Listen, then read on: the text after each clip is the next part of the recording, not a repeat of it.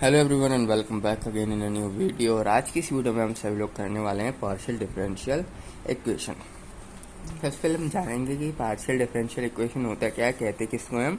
इसके बाद कई सारे इक्वेशंस देखेंगे, कौन सी इक्वेशंस हमारी होमोजीनियस होती है, नॉन होमोजीनियस होती हैं। इसके बाद हम उनके बारे में थोड़ी सी यहाँ पर बात करेंगे। तो सबसे पहले हम बात करते हैं पार्शियल डिफरेंशियल इक्वेशन की। तो कौन सी इक्वेशन को हम पार्शियल डिफरेंशियल इक्वेशन कहते हैं? उन इक्वेशंस को, यानी कि वो इक्वेशंस होती हैं जो कि मतलब सिंपल शब्दों में मैं कहूँ, जो इक्वेशन जिसमें एक डिपेंडेंट वेरिएबल हो, उन इक्वेशन में क्या हो, एक हमारे पास डिपेंडेंट वेरिएबल हो और एक से ज़्यादा हमारे पास इंडिपेंडेंट वेरिएबल हो। एक डिपेंडेंट वेरिएबल हो और एक से ज़्यादा इंडिपेंडेंट वेरिएबल हो, और वो क्या हो, हमारे पार्शियल डेरिवेटिव भी हो उन डिपेंडेंट वेरिएबल्स के। वो क्या हो, हमारे पार्शियल डेरिवेटिव भी हो उन डिपेंडेंट वेरिएबल्स के। इसको हम कहते हैं पार्शियल डिफरेंशियल इक्वेशन। मैं आपको यहाँ पर डेफिनेशन लिखता हूँ, जब आपको थोड़ा समझ में यहाँ पर आएगा। यानी equation involving one dependent variable, जिसमें क्या इक्वेशन में एक डिपेंडेंट वेरिएबल और एक से ज्यादा, यानी मोर देन वन, यानी कि more than one independent variable, as well as, ये भी चीज हमारी होनी चाहिए, एज वेल एज वो हमारी क्या हो, पार्शियल डेरिवेटिव हो dependent variable, as well as partial derivative of dependent variable. इसको हम कहते हैं, यानी इसको हम कहते हैं, is called partial differential equation. इसको हम क्या कहते हैं यहाँ पर, पार्शियल डिफरेंशियल इक्वेशन कहते हैं। वो इक्वेशंस जो कि हमारे क्या हो, जिनमें एक हमारा डिपेंडेंट वेरिएबल हो और एक से ज़्यादा इंडिपेंडेंट वेरिएबल हो, और जो हमारे इंडिपेंडेंट वेरिएबल वो हमारे क्या हो, पार्शियल डेरिवेटिव हो डिपेंडेंट वेरिएबल्स के। इनको हम कहते हैं पार्शियल डिफरेंशियल इक्वेशन। ठीक है, सिंपल बात है, इसमें कुछ वैसी बात नहीं थी जो नहीं समझ में आए। सिंपल शब्दों में लिखा हुआ, एक डिपेंडेंट वेरिएबल होना चाहिए और एक से ज़्यादा हमारे पास इंडिपेंडेंट वेरिएबल होना चाहिए, और इंडिपेंडेंट वेरिएबल जो है हमारे, वो डिपेंडेंट वेरिएबल के डेरिवेटिव, पार्शियल डेरिवेटिव होने चाहिए। ठीक है, अब बात करते हैं होमोजीनियस किसको कहेंगे, नॉन होमोजीनियस किसको कहेंगे। यानी कि देखो, मैं आपके पास यहाँ पर लिखता हूँ, del square z upon del x square plus 2 del square z upon del x del y 3 del square Z over del y square. इसको सपोज कर लेते हैं किसी भी फंक्शन का एक्स कोमा वाई। ठीक है, दो फंक्शन है एक्स। अब ये जो चीज़ है, आप सोच के बताओ ये क्या हो सकता है, ये होमोजीनियस हो सकता है कि नॉन होमोजीनियस हो सकता है। तो यहाँ पर साफ दिख रहा है कि ये होमोजीनियस है। किस तरीके से मैंने पहचाना ये होमोजीनियस फंक्शन है? ये होमोजीनियस इसलिए क्योंकि जिसकी हाईएस्ट पावर देखेंगे, यहाँ पर हाईएस्ट पावर देखो सबकी, वो क्या है, हमारी कॉमन है, बराबर है, सेम है। जो इनकी हाईएस्ट पावर है वो यहाँ पर क्या है, हमारी सेम है। अगर उनकी हाईएस्ट पावर यहाँ पर क्या हो, सेम हो, यानी कि किसी भी डेरिवेटिव्स की कोई सा भी हमारा, जिसका भी हम डेरिवेटिव निकाल रहे हैं, उनकी हाईएस्ट पावर अगर उसकी जो पावर है वो सेम हो, उनकी पावर है जो सेम हो, उसको हम कहते हैं यहाँ पर होमोजीनियस। वो हमारा क्या होता है, होमोजीनियस इक्वेशंस होती है, वो हमारी होमोजीनियस इक्वेशन होती है। अब मैं आपके पास ये लिख दूँ, del square Z over del x square minus 9 del z over del y, ये लिख दिया मैंने यहाँ पर। और ये हमारा फंक्शन है एक्स कॉमा वाई का। अब आप यहाँ पर बताओ, क्या ये हमारा होमोजीनियस है? जी नहीं, ये हमारा जो है नॉन होमोजीनियस है। और ये क्या था, हमारा होमोजीनियस। क्यों था ये होमोजीनियस? क्योंकि इनकी जो पावर थी वो क्या थी, हमारी सेम। और ये नॉन होमोजीनियस क्यों है? क्योंकि इनकी जो पावर है वो हमारी सेम नहीं। देखो, इसकी पावर 1 है, यहाँ पर पावर 2 है, यानी कि इनका जो ऑर्डर है वो अलग है, इनका जो ऑर्डर है वो अलग है। अगर ऑर्डर हमारा सेम होता है, ऑर्डर मतलब उनकी जो पावर होती है वो हमारी सेम होती है किसी भी डेरिवेटिव की। देखो, इन सब में अगर एक में भी अलग हो जाती है तो होमोजीनियस नहीं होता, एक में भी अगर अलग हो जाती है तो हम उसको होमोजीनियस कंसीडर नहीं करते हैं, उसको हम होमोजीनियस कंसीडर नहीं करते हैं। इसलिए सबकी पावर आपको यहाँ पर देखनी पड़ेगी, सबकी पावर अलग होनी चाहिए। और नॉन अगर अलग है, अगर सेम होनी चाहिए, अगर अलग है तो वो नॉन होमोजीनियस के अंदर आ जाता है, अगर सेम है तो वो होमोजीनियस कंडीशन के अंदर आ जाता है। यानी वो होमोजीनियस एक पार्शियल डिफरेंशियल इक्वेशन होती है, और नहीं है तो वो non homogeneous partial differential equation कहलाती है। ठीक है, ये होती है हमारी कुछ बात। अब बात करते हैं एक linear homogeneous partial differential equation की। किसकी बात कर रहे हैं? Linear homogeneous partial differential equation, PD लिख रहा हूँ यानी पार्शियल डिफरेंशियल इक्वेशन। अब आपके एक सपोज करो एक equation a naught del power n by del x n plus 0 हो गया, इसको मान लेते हैं ए, यह है n minus one y plus a two del z over del x n minus two del y two, और ऐसे करते करते आपकी इक्वेशन जा रही है और लास्ट में क्या बचेगा देखो, एन माइनस वन ऐसे करते हुए चल रहा है और लास्ट में आएगा हमारा ए टू दी पावर एन 2 3। बस हमारी क्या यहाँ पर देख सकते हो सिंपली, ऊपर की जो उनकी ऑर्डर है वो तो सेम है, नीचे की क्या हो रही है हमारी एक्स की जो एक्स का जो ऑर्डर है नीचे से वो कम होते जा रहा है, एक्स का जो ऑर्डर है नीचे से कम होते जा रहा है, और जो ए वन जो हमारे कॉन्स्टेंट्स हैं ये हमारे क्या आ रहे हैं, इंक्रीज होते जा रहे हैं डेल वाई। तो इसको हम कहेंगे कि लीनियर तरीके से बढ़ रहा है, तो इसको एक लीनियर इक्वेशन यहाँ पर हम कह सकते हैं। ठीक है, तो इज इक्वल टू एक फंक्शन, ये फंक्शन है एक्स कॉमा वाई। ठीक है, इक्वल टू में क्या है, function of x comma y, जो भी हमारी इक्वेशन है एक फंक्शन है एक्स कॉमा वाई। अब यहाँ पर क्या कह रहा हूँ, दिस इक्वेशन जो हमने इक्वेशन लिखी है ये linear homogeneous partial differential equation of nth order की है। कितने ऑर्डर की है, nth ऑर्डर की है। nth ऑर्डर मैंने क्यों बोला, क्योंकि इनका ऑर्डर देखो, ऑर्डर कहाँ से देखा जाता है, जिस चीज़ का हम डिफरेंशियल, सब में इनमें देखो जेड कॉमन है, यानी हम क्या करें यहाँ पर जो भी जेड के साथ होगा अब वो हमारा क्या होगा यहाँ पर ऑर्डर कहलाएगा। ऑर्डर का सिंपली मतलब यह है जो उनकी पावर होती है, जो हमारी जिसका भी हम डिफरेंशिएट कर रहे हैं, जब जिसका भी हम डिफरेंशिएशन कर रहे हैं उसकी पावर क्या है। डिफरेंशिएशन मेनली हम इसमें जेड का कर रहे हैं। ठीक है, तो जेड की यहाँ पर पावर क्या है, n n n n n. तो जो हमारी ये लीनियर इक्वेशन लिखी हुई है हमने, लीनियर इक्वेशन, लीनियर क्यों कह रहे हैं, क्योंकि हम देखो कायदे से बढ़ रही है, लीनियर तरीके से बढ़ रही है, इसको हम linear homogeneous partial differential equation कहते हैं। अगर ये कायदे से नहीं बढ़ रही होती, देखो 0 1 2 3 एकदम सीक्वेंस से बढ़ रही है, एकदम लीनियर फॉर्म में बढ़ रही है, इसलिए हम इसको क्या कहते हैं, linear homogeneous partial differential equation. अब ये कितने ऑर्डर की है, ऑर्डर हम कहाँ से चेक करते हैं, जिसका हम डिफरेंशिएशन यानी जेड, इसमें क्या है एन एन एन, सब जगह आप एन देख रहे हो, तो ये कितने ऑर्डर की है, nth ऑर्डर की है, तो ऊपर लिखते हैं ये लीनियर इक्वेशन लीनियर होमोजीनियस, यह रखना क्योंकि देखो होमोजीनियस है, पावर इनका जो ऑर्डर है वो सेम है, सेम ऑर्डर है, यानी कि होमोजीनियस, डिफरेंट ऑर्डर होता है तो नॉन होमोजीनियस में आता है, सेम ऑर्डर है तो हमारे क्या लिखेंगे, linear homogeneous partial differential equation, क्या हमारे linear homogeneous partial differential equation of nth order. याद रखना, उनका ऑर्डर जरूर याद रखना है, कितने ऑर्डर की है, nth ऑर्डर की है।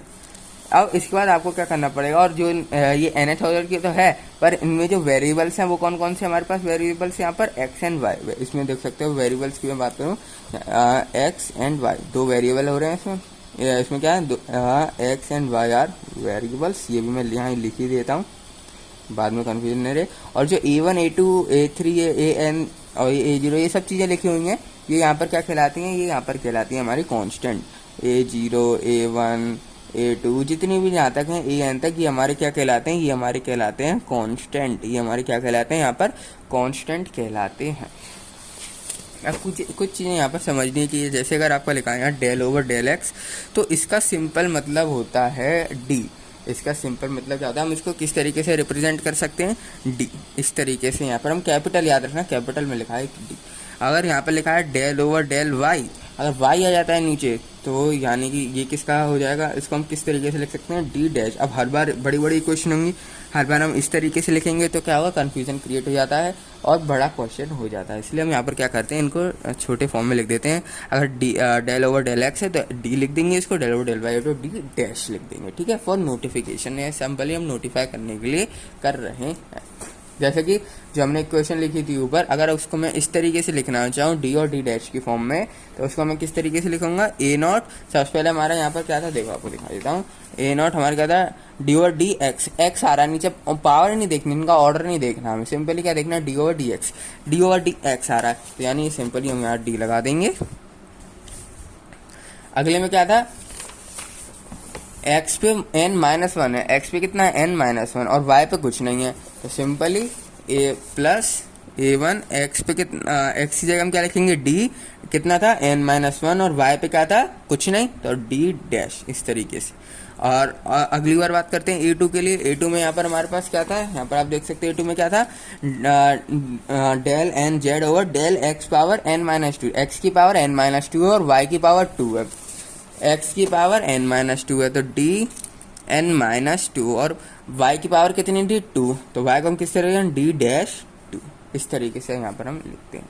इस तरीके से लास्ट में आएंगे A N D dash N, क्योंकि लास्ट में क्या बचेगा हमारा y बचेगा। देख सकते हैं लास्ट में हमारा क्या है, यहाँ पर खाली ओनली y है, यहाँ पर ओनली y है यहाँ पर, क्योंकि x तो यहाँ पर हो चुका ना, x तो यहाँ पर हो चुका। लीनियर इक्वेशन इस तरीके की फॉर्म में होती है। लीनियर इक्वेशन किस तरीके की फॉर्म में होती है, कुछ इस तरीके से फॉर्म में होती है। यहाँ पर डैश डैश लगा दो क्योंकि एन तक चला है, और ये हमारे किसके बराबर है, फंक्शन ऑफ एक्स वाई। तो ये हमारी कहलाती है linear homogeneous partial differential equation. सबसे पहले हम इन्हीं के बारे में बात करेंगे, क्योंकि इसमें जब हम सी एफ फाइंड करेंगे तो हमें क्या होगा, लीनियर की हम फाइंड करेंगे, लीनियर से आगे फिलहाल नहीं जाएंगे। हम क्या करेंगे, इसमें लीनियर डिफरेंशियल इक्वेशन की सी एफ की यहाँ पर हम बात करेंगे, जो कि बहुत ईजी होता है निकालना। बाकी औरों के मुकाबले जो हमने पहले किए थे उनके मुकाबले ये हमारे थोड़े ईजी रहते हैं। तो कैसे करना है वो देखो, यहाँ पर सी एफ निकालते कैसे हैं, इनका सी एफ निकालते कैसे हैं वो हम इस वीडियो में अब देखने वाले हैं। तो देखो सी एफ फाइंड करने वाले हैं। रूल सबसे पहले मैं बता देता हूँ, तो rules for finding C F. Rules क्या होंगे फाइंडिंग सी एफ के, सबसे पहले आपको क्या करना पड़ेगा, सी एफ फाइंड करने के लिए ऑक्सिलरी इक्वेशन बनानी पड़ेगी। ऑक्सिलरी इक्वेशन, सबसे पहले आपको जो भी आपके पास लीनियर इक्वेशन होगी उसको आपको ऑक्सिलरी फॉर्म में कन्वर्ट करना पड़ेगा, और उसको आपको किस में कन्वर्ट करना पड़ेगा, ऑक्सिलरी इक्वेशन की फॉर्म में कन्वर्ट करना पड़ेगा। सिंपली आपको ऑक्सिलरी इक्वेशन का मतलब क्या हो गया, जिसमें आर एच एस यानी राइट हैंड साइड हमारी होती है 0, और रिप्लेस कर देते हैं, किसको रिप्लेस कर देते हैं यहाँ पर, जेड को बाई 1। जेड को हम किससे रिप्लेस कर देते हैं, 1 से रिप्लेस कर देते हैं, और जो हमारा डी डैश होता है उसको भी हम यहाँ पर 1 से रिप्लेस कर देते हैं। जेड को तो 1 से रिप्लेस करते हैं और रिप्लेस कर देते हैं डी डैश को, यानी डी डैश यानी डेल ओवर डेल वाई, उसको हम रिप्लेस कर देते हैं किससे, बाई 1। यानी इन दोनों को, जेड को, यानी कि ये जो जेड आता है हमारा, कहाँ गया, ये जो जेड होता है इसको, और किसको हम कर देते हैं, ये जो डी डैश होता है, डी डैश, इसको हम रिप्लेस कर देते हैं 1 से। इनको हम क्या कर देते हैं, इनकी जगह 1 रख देते हैं, और जो हमारा डी बचता है डी को रिप्लेस कर देते हैं बाई, डी को हम किससे रिप्लेस करते हैं, डी को हम रिप्लेस करते हैं एम से। जनरली एम से करते हैं, आप किसी भी उससे कर सकते हो, पर आप ज़्यादातर बुक में देखोगे एम से यहाँ पर रिप्लेस किया गया होता है। एक जनरल नोटिफिकेशन बन गया है कि डी को हम क्या कर सकते हैं, एम से रिप्लेस यहाँ पर कर सकते हैं। डी को मैंने किससे रिप्लेस कर दिया, एम से यहाँ पर रिप्लेस कर दिया। तो ये होता है हमारा। अब जो हमारी इक्वेशन फॉर्म होगी, लीनियर इक्वेशन फॉर्म होगी, वो किस तरीके से फॉर्म होगी, ए नॉट, हम क्या करेंगे, सेम यही लीनियर इक्वेशन है, डी लिखा हुआ है, डी को हम रिप्लेस करेंगे एम से, ए 1, डी को हम किससे रिप्लेस करेंगे, एम से n-1, और डी डैश को हम किससे रिप्लेस करेंगे, 1 से। यानी अगर 1 का मल्टीप्लाई करूंगा तो वापस वही चीज़ बन जाएगी, तो इसको मैं ऐसे रख देता हूँ। a2 की बात करें, डी को रिप्लेस करेंगे हम, डी को किससे रिप्लेस करेंगे, m से n-2, और डी डैश को किससे रिप्लेस करेंगे, 1 से। 1 का स्क्वायर करोगे तो भी आपका 1 आएगा, और 1 का इसमें मल्टीप्लाई करोगे तो यही चीज़ रह जाएगी। ठीक है, इसलिए मैं इतना लंबा नहीं लिख रहा कन्फ्यूजन के लिए। अब लास्ट का क्या होगा हमारा, ए एन, क्योंकि डी डैश को तो हमने 1 से रिप्लेस कर ही दिया, और ये हमारी कहलाती है एक इक्वेशन फॉर्म हुई ऑक्सिलरी इक्वेशन। ये हमारी कौन सी इक्वेशन कहलाती है, ये इक्वेशन हमारी यहाँ पर कहलाती है auxiliary equation. A you x short में लिख देते हैं ऑक्सिलरी को। तो ये हमारी इक्वेशन कहलाती है ऑक्सिलरी इक्वेशन। ऑक्सिलरी इक्वेशन में सिंपल हम क्या करते हैं, आर एच एस को 0 पुट कर देते हैं, आर एच एस को हम पुट कर देते हैं 0, और क्या करते हैं यहाँ पर, डी डैश को रिप्लेस कर देते हैं 1 से, जेड को रिप्लेस कर देते हैं 1 से, और डी को रिप्लेस कर देते हैं एम से। जनरली हम एम से करते हैं, आप किसी से भी कर सकते हैं। ठीक है, तो ये हमारी कहलाती है ऑक्सिलरी इक्वेशन। इस तरीके से यहाँ पर फॉर्म होती है। अब आपको क्या करना है, रूट्स, मतलब आपको क्या करना है, रूट्स फाइंड करने हैं। आपको क्या करना है, रूट्स फाइंड करना है। जो भी हमारी इक्वेशन है, ये वाली इक्वेशन है, आपको क्या करना है, इसके रूट्स यहाँ पर फाइंड करना है। रूट्स या फिर एम की जो वैल्यू है यही तो हमारे रूट्स कहलाएंगे, इसकी जो वैल्यू होगी वही क्या कहलाती है, हमारी रूट्स कहलाती है। यानी जो भी हमारी एम की वैल्यू आएगी वो क्या कहलाएगी, हमारी रूट्स कहलाएगी। रूट्स कह दो या फिर आप उसको वैल्यू कह दो। तो जो हमारी एम की वैल्यू आएगी, ठीक है, एम की जो हमारी वैल्यू आएगी वो सपोज कर लो आ रही है हमारी अल्फा 1 अल्फा 2, एक जनरल फॉर्म में अल्फा 3, ऐसे करते करते हमारी एम की वैल्यू यहाँ पर आ रही है। एन तक जा रहे हैं तो एन तक हमारी यहाँ पर वैल्यू आ रही है। वैल्यू कह दो या फिर रूट्स कह दो, रूट्स आ रहे हैं जनरली हमारे क्या आ रहे हैं, रूट्स। इस इक्वेशन की जो अबव इक्वेशन है यानी कि ये वाली जो इक्वेशन है इसके रूट्स क्या है हमारे पास, alpha 1 alpha 2 alpha 3 alpha 4 alpha 5 alpha roots हैं हमारे इसके। तो सबसे पहला केस बनता है हमारा सी एफ फाइंड करने के लिए, जब हमारे क्या हो, इफ रूट्स आर डिस्टिंक्ट, यानी सारे रूट्स हमारे अलग अलग हैं, यानी कि जो हमारे एम क्या है, अल्फा 1 अल्फा 2 अल्फा 3 और जो भी आए हैं वो नॉट इक्वल है, एक दूसरे के बराबर ही नहीं है। इनमें से कोई सा भी एक दूसरे के बराबर नहीं है, इनमें से कोई भी एक दूसरे के बराबर नहीं है। तो हमारा जो सी एफ किस तरीके से निकला जाएगा, सी एफ निकला जाएगा f1y plus alpha 1 x plus f2 y plus alpha 2x plus f3y plus alpha 3x। अब तो आप फॉर्म समझ गए किस तरीके से बनेगा, समझ गए। तो ये हमारा होता है पहला केस, जिसमें हम क्या करते हैं, पहले केस में हमारे पास जो रूट्स होते हैं वो बराबर नहीं होते हैं। एफ यहाँ पर एफ कहाँ से आ गया और एक्स एंड वाई कहाँ से आई, ये राइट हैंड साइड में जो थी हमारे, ठीक है। एफ फंक्शन, एफ जो हमारा फंक्शन है y plus alpha 1x, alpha 1 मतलब जो भी इसका रूट्स आया, जो कि आपकी ऑक्सिलरी इक्वेशन का रूट्स आया, ऑक्सिलरी इक्वेशन का रूट आया, मेन इक्वेशन का नहीं, ऑक्सिलरी इक्वेशन का जो रूट आया वो होता है हमारा अल्फा 1 अल्फा 2 अल्फा 3, ये मैंने डिनोट कर दिया यहाँ पर, alpha 1x f2y plus alpha 2x f3y plus alpha 3x। इसी तरीके से अगर आपके क्या है, दोनों रूट्स अलग, यहाँ पर दो ही केस होते हैं खाली, एक रूट सेम होता है, एक जब रूट हमारे अलग अलग होते हैं। अब क्या करते हैं इसमें, अगर आपके दो रूट अलग हैं, आपके क्या है, इसमें तो कहते हैं एक भी नहीं था सेम। अब क्या हो रहा है, आपके दो रूट तो हमारे इक्वल हैं, बाकी सब अलग हैं। केस सेकंड की मैं बात कर रहा हूँ, जब हमारे दो रूट्स क्या है हमारे सेम, टू रूट्स, इसका दो पार्ट होते हैं, टू रूट्स सेम है हमारे, तो क्या होगा, यानी alpha 1 is equal to alpha 2 but not equal to alpha 3, not equal to alpha, वो और किसी के बराबर नहीं है, केवल ये दोनों ही हमारे बराबर हैं। तो हमारी इसकी जो सी एफ फॉर्म होगी वो सिंपली इस तरीके से होगी, f1y प्लस अल्फा 1x, यहाँ पर ध्यान से देखना मैं क्या कर रहा हूँ, प्लस अब यहाँ पर आएगा x का यहाँ पर क्या होगा, मल्टीप्लाई होगा, फिर आएगा हमारा f2y plus alpha 1x, alpha 1 लिख दो अल्फा 2 लिख दो क्योंकि दोनों हमारे क्या है, बराबर हैं। तो यहाँ पर अल्फा 1 लिख रहा हूँ मैं, अल्फा 2 लिख रहा हूँ, कोई मतलब नहीं है। पर मेन चीज़ आपकी ये है कि यहाँ पर अगर दो रूट हमारे सेम हो जाते हैं तो x आ जाता है आगे, x का क्या हो जाता है, इसमें मल्टीप्लाई हो जाता है, और बाकी तो सेम है ही नहीं, तो बाकी क्या चलेंगे, उसी तरीके से चलेंगे, f3 अल्फा 3x और इसी तरीके से आगे चलेंगे, ठीक है। यहाँ पर आप गलती से अल्फा 2 मत लिख देना, नहीं तो आपको क्वेश्चन गलत हो जाएगा, सी एफ आपका गलत हो जाएगा, क्योंकि अल्फा 1 अल्फा 2 बराबर है, अल्फा 2 की वैल्यू यही है, जो अल्फा 1 लिखा ना यही हमारा अल्फा 2 अल्फा 1, क्योंकि अल्फा 2 देखो दोनों बराबर है, तो अल्फा 1 लिख दूं चाहे मैं यहाँ अल्फा 2 लिख दूं, दोनों चीज़ हमारी क्या होगी, बराबर होगी, क्योंकि दोनों की क्वांटिटी हमारे पास सेम है, और बाकी तो सेम है नहीं, तो बाकी तो सिंपली आप ऐसे लिख सकते हैं। यहाँ पर मैंने ए लिखा, यानी जब दो हमारे रूट्स क्या हो उसके सेम, दो रूट्स क्या हो सेम हो। अब बात करते जब उसके तीन रूट्स हमारे इक्वल हो, तीन रूट्स हमारे इक्वल हो, इसमें केवल यही दो चीज़ें चलती हैं, सी एफ को फाइंड करने में केवल यही दो चीज़ें चलती हैं, जब एक भी सेम नहीं हो और दो सेम हो या तीन सेम हो, फिर तो आप समझ जाते हो किस तरीके से करना, इससे ज़्यादा नहीं होते इसमें रूल्स, ठीक है। अब आपके क्या है, 3 रूट्स आर सेम। अब आपके पास क्या है, तीन रूट्स आपके सेम है, तीन रूट्स आपके सेम है, यानी रूट्स कौन कौन से थे हमारे, alpha 1 is equal to alpha 2 is equal to alpha 3 is not equal to alpha 4 not equal to alpha 5, बाकी किसी के इक्वल नहीं है, बस ये अल्फा 1 अल्फा 2 अल्फा 3 ये तीन रूट हमारे बराबर है। तो आप सी एफ अब खुद बताओ, सोच के एक बार वीडियो पॉज करके कमेंट डाउन करना क्या है आपका सी एफ, आपने बिना देखे क्या। तो जो आएगा हमारा वो क्या आएगा, y plus alpha 1x, of course सी बात है पहला वाला, प्लस अब आप बताओ क्या आएगा यहाँ, बिल्कुल सही, x का मल्टीप्लाई हुआ एक्स का मल्टीप्लाई होगा और F2 आएगा। याद रखना ये हमारे अलग अलग भरते जाएंगे, इंक्रीजिंग ऑर्डर में रहते जाएंगे। इन्हें अल्फा, अगर आप देख रहे हो यहाँ पर दोनों सेम है, तीनों सेम है, तो आप F1 कर दो, या फिर F2 F3 कर दो, तो ये आपका गलत हो जाएगा। ये फंक्शन हमेशा हमारे क्या होंगे, डिस्टिंक्ट होंगे, अलग अलग रहेंगे। F1 F2 F3 भरते जाएंगे। तीन चीज़ सेम है, तो इसलिए यहाँ पर क्या करेंगे, एक्स का मल्टीप्लाई होता जाएगा खाली, और वाई प्लस अल्फा 1 लिख दो, अल्फा 2 लिख दो, कुछ भी लिख दो, क्योंकि दोनों हमारे बराबर है। प्लस यहाँ नीचे लिख रहा हूँ मैं, ठीक है।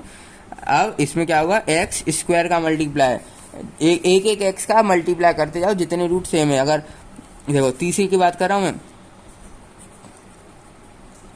आपको क्या करा, पहले में आपने सी एफ के लिए F1 y plus alpha 1 x plus, अब क्या ये वाला भी हमारा सेम है तो x का मल्टीप्लाई कर दो, F2 y plus alpha 1 x. अब आपने देखा तीसरा भी सेम है, तो फिर से एक और x का मल्टीप्लाई, x और x कितने हो गए, x square F3 y plus alpha 1 x. अब अगर आपका 4 रूट भी सेम है, इस केस ये तो केस है नहीं, ये तो केस यहाँ पर खत्म हो गया।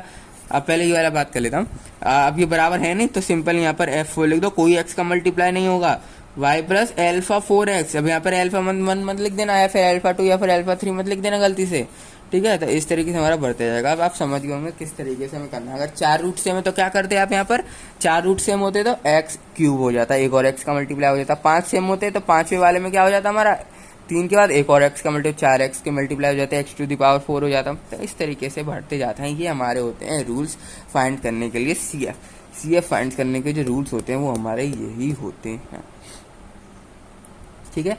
यही होता है हमारा, जिससे हम क्या कर सकते हैं, सी एफ को फाइंड आउट कर सकते हैं। मैं आपको एक क्वेश्चन करके समझाता हूँ, जब आपको ज़्यादा ये क्लियर होगा। जैसे कि यहाँ del square Z over del X लिखा हुआ है, -5 del square Z over del x del Y लिखा हुआ है, +6 del square Z over del Y is equal to 0, ये लिखा हुआ है आपके पास। सबसे पहले आपको क्या करना है, ऑक्सिलरी इक्वेशन में कन्वर्ट करना है। किस तरीके से, और तरीके से पहले आपको क्या करना पड़ेगा, इनको चेंज करना पड़ेगा डी और डी डैश की फॉर्म में, नहीं तो क्वेश्चन बहुत बड़ा हो जाएगा, कंफ्यूजन क्रिएट कर देगा। सबसे पहले इसको क्या करो, डी और डी डैश की फॉर्म में कन्वर्ट करो। तो आप इसको ऑक्सिलरी इक्वेशन में कन्वर्ट करेंगे, क्या आएगा, d² -5 D dash +6 D dash is equal to 0। अब इसको ऑक्सिलरी फॉर्म में कन्वर्ट कर दो। ये तो हमारे नॉर्मल फॉर्म में वही सेम इक्वेशन है, बस क्या किया, डी और डी डैश की फॉर्म में कन्वर्ट कर दिया है, d² -5 D dash +6d। Auxiliary form में कन्वर्ट करो, डी की जगह m रखो और डी डैश की जगह 1 रख दो। डी की जगह m यानी m² -5m 1 +6, तो ये इक्वेशन बनेगी इक्वल टू 0। इसके रूट्स फाइंड आउट करो, रूट्स क्या आएंगे, 2 और 3 आएंगे। देख सकते हो दोनों अलग रूट है, दोनों हमारे क्या है, डिस्टेंट रूट है। अगर डिस्टेंट रूट है कौन सा, केस नंबर 1 सेटिस्फाई कर गया। F1 क्या, F1 y plus 2x plus x नहीं का मल्टीप्लाई नहीं होगा क्योंकि दोनों रूट सेम है, F2 y प्लस 3x। तो इस तरीके से आप सी फाइंड आउट कर सकते हो। तो इस वीडियो में इतना ही, मिलते हैं आप सभी लोगों से नेक्स्ट वीडियो में।